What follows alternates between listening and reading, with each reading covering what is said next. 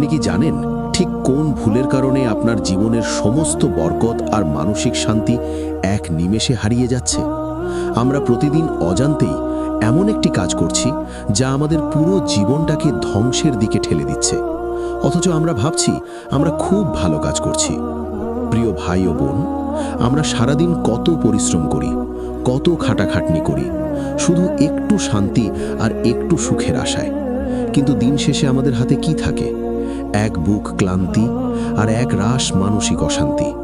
আমাদের মনে হয় আমাদের ভাগ্যটাই খারাপ, কিংবা আমাদের রিজিকে কোনো বরকত নেই। কিন্তু আমরা কখনো গভীরভাবে ভেবে দেখি না যে আমাদের নিজেদেরই ছোট একটা ভুল আমাদের জীবনের সব আনন্দ কেড়ে নিচ্ছে। সেই ভুলটি হলো রিয়া বা লোক দেখানো আমল এবং মানুষের প্রশংসা পাওয়ার তীব্র লোভ। আমরা যখনই ভালো কোনো কাজ করি, কোনো গরিবকে সাহায্য করি, নামাজে একটু সুন্দর করে সেজদা দিই, কিংবা কোনো ভালো কথা সোশ্যাল মিডিয়ায় শেয়ার করি, তখন আমাদের অবচেতন মন মানুষের বাহবা খুঁজে। আমরা ভাবছি আমরা খুব ভালো কাজ করছি, কিন্তু ভেতরে ভেতরে আমাদের উদ্দেশ্য থাকে মানুষ আমাদের বড় দয়ালু বলুক, অনেক বড় পরহেজগার বলুক। আর এই সামান্য লোক দেখানো মানসিকতাই আমাদের সব নেক আমলকে পুড়িয়ে ছাই করে দেয়। সহি মুসলিমের একটি অত্যন্ত গা শিউড়ে ওঠা হাদিস আজ আপনাদের শোনাই, যা শুনলে যে কোনো মুমিনের অন্তর কেঁপে উঠবে। কেয়ামতের দিন সর্বপ্রথম যে 3 ব্যক্তিকে দিয়ে জাহান্নামের আগুন জ্বালানো হবে, তারা কিন্তু চোর, ডাকাত বা খুনি নয়। তাদের মধ্যে একজন ছিলেন মস্ত বড় দানবীর, একজন ছিলেন পবিত্র কোরআনের কারি এবং অন্যজন ছিলেন বীর শহীদ। আল্লাহ তাআলা যখন তাদের ডাকবেন এবং জিজ্ঞেস করবেন তোমরা দুনিয়াতে কি আমল করেছ, তখন দানবীর ব্যক্তি বলবেন, ইয়া আল্লাহ, আমি তোমার দেওয়া সম্পদ থেকে মানুষের কল্যাণে অকাতরে দান করেছি। তখন আল্লাহ বলবেন, তুমি মিথ্যে বলছো, তুমি দান করেছিলে যাতে মানুষ তোমাকে দাতা বলে, আর দুনিয়াতে মানুষ তোমাকে দাতা বলেছে, অর্থাৎ তোমার পাওনা তুমি দুনিয়াতেই পেয়ে গেছো। আজ আমার কাছে তোমার জন্য কোনো প্রতিদান নেই। এরপর আল্লাহ ফেরেশতাদের নির্দেশ দেবেন তাকে উপর করে টেনে হিচড়ে জাহান্নামে ফেলে দিতে।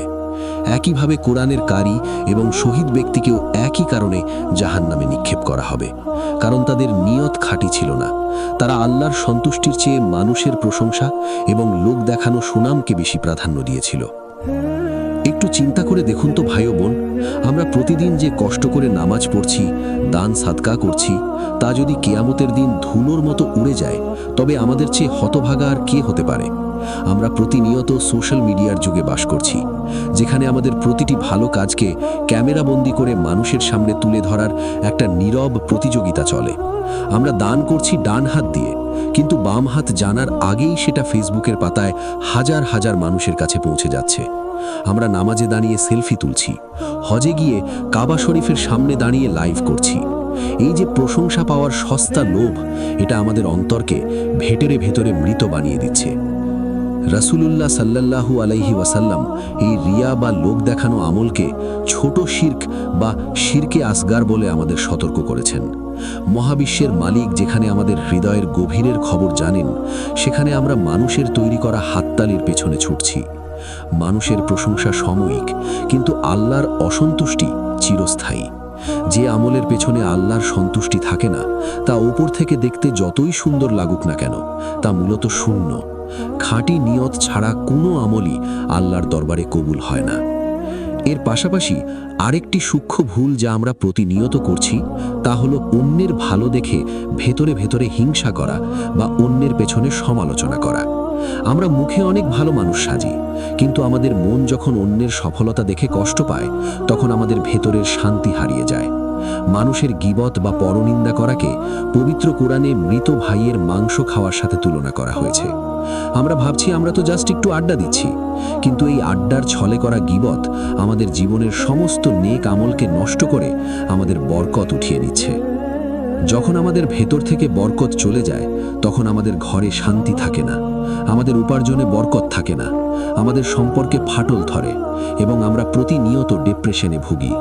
আপনি হয়তো লাখ টাকা আয় করছেন, কিন্তু মাস শেষে দেখছেন আপনার পকেটে কোনো টাকা নেই, আপনার মনে শান্তি নেই।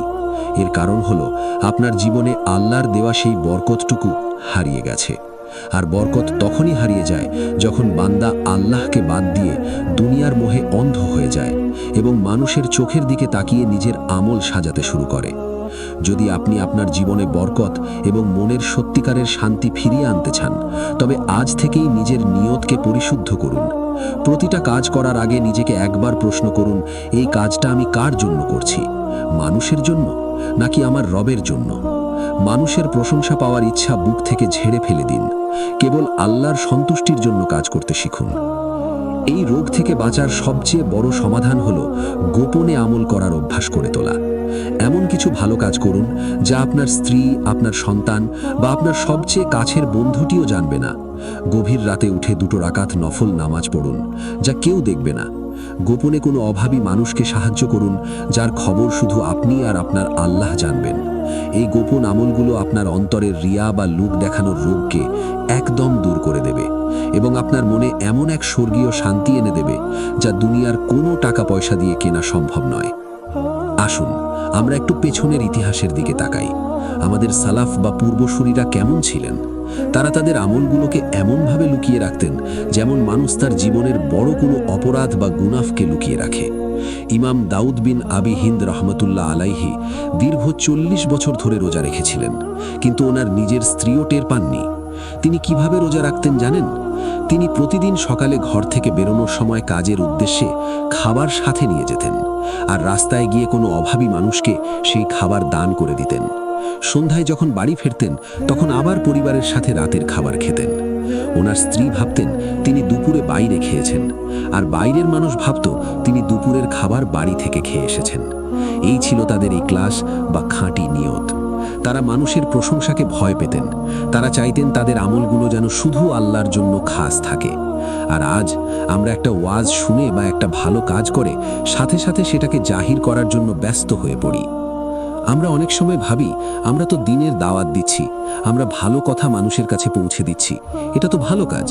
হ্যাঁ, অবশ্যই ভালো কাজ, কিন্তু প্রচারের আড়ালে যদি আমাদের মনের ভেতর এক ফোঁটাও অহংকার চলে আসে যে আমি মানুষের চেয়ে বেশি বুঝি, আমি অনেক বড় দিনদার হয়ে গেছি, তবে সেই ভালো কাজই আমাদের পতনের কারণ হয়ে দাঁড়াবে। শয়তান খুব চতুর। সে একজন সাধারণ মানুষকে যেভাবে গুনাহের কাজে লিপ্ত করে, একজন ইবাদতকারী মানুষকে সেই ইবাদতের অহংকার দিয়ে ধ্বংস করে দেয়। সে আপনার মনে এই ধারণা ঢুকিয়ে দেবে যে তুমি তো অনেক নামাজ পড়ো, তুমি তো সবার চেয়ে ভালো, আর এই এক ফোঁটা অহংকারই আপনার জীবন থেকে সব বরকত কেড়ে নেওয়ার জন্য যথেষ্ট। তাহলে আমাদের এখন করণীয় কি? আমাদের প্রথম কাজ হলো আমাদের অন্তরের ডাক্তার হতে হবে। যখনই কোনো ভালো কাজ করতে যাবেন, আপনার মন যদি বলে লোকে দেখলে ভালো হতো, সাথে সাথে আস্তাগফিরুল্লাহ পড়ে মনকে আল্লাহর দিকে ঘুরিয়ে নিন। নিজেকে মনে করিয়ে দিন যে কিয়ামতের দিন এই মানুষগুলো আমাকে বাঁচাতে পারবে না, আমার বিপদের দিনে একমাত্র আল্লাহই আমার সহায় হবেন। তাই যার জন্য আমল করছি তাকে খুশি করাই আমার একমাত্র লক্ষ্য হওয়া উচিত। দ্বিতীয়ত, নিজের জিহ্বাকে নিয়ন্ত্রণ করতে হবে। আমাদের প্রতিদিনের অশান্তির অন্যতম বড় কারণ হলো আমাদের মুখের অসংযত কথাবার্তা। আমরা মানুষের দোষ খুঁজতে ব্যস্ত থাকি, অথচ নিজের ভেতরের হাজারটা ভুল আমরা এড়িয়ে যাই। রাসূলুল্লাহ সাল্লাল্লাহু আলাইহি ওয়াসাল্লাম বলেছেন, যে ব্যক্তি আল্লাহ এবং পরকালের উপর বিশ্বাস রাখে সে যেন ভালো কথা বলে অথবা নীরব থাকে। আমরা যদি শুধু এই একটি হাদিস আমাদের জীবনে বাস্তবায়ন করতে পারি, তবে আমাদের সামাজিক এবং পারিবারিক জীবনের অর্ধেক অশান্তি এমনিতেই দূর হয়ে যাবে। আজকের এই ব্যস্ত পৃথিবীতে আমরা সবাই শান্তির পেছনে ছুটছি, কিন্তু শান্তি কোনো জড় বস্তু নয় যে তা টাকা দিয়ে বাজার থেকে কিনে আনা যাবে। শান্তি হলো আল্লাহর দেওয়া একটি বিশেষ নিয়ামত, যা তিনি কেবল তার অনুগত ও খাঁটি বান্দাদের অন্তরে দান করেন। আপনি যতই ধনী হন না কেন, আপনার নিয়ত যদি খাঁটি না হয়, আপনার মনে কখনো শান্তি আসবে না।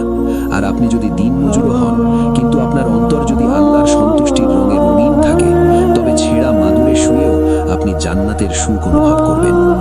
তাই আজ থেকেই আমাদের মানসিকতার পরিবর্তন আনতে হবে। প্রতিটি নিঃশ্বাসে আল্লাহর শুকরিয়া আদায় করতে হবে। আমাদের মনে রাখতে হবে যে এই দুনিয়ার জীবন খুবই সংক্ষিপ্ত। আজ আমরা যে সুনামের পেছনে ছুটছি, আগামীকাল মৃত্যুর পর হয়তো মানুষ আমাদের কথা ভুলেও যাবে, কিন্তু আমাদের করা প্রতিটি ছোট বড় গোপন ভালো কাজ আল্লাহর খাতায় চিরকাল জমা থাকবে, যা আমাদের অন্ধকার কবরে আলোর প্রদীপ হয়ে জ্বলবে এবং কিয়ামতের কঠিন দিনে আমাদের মুক্তির উসিলা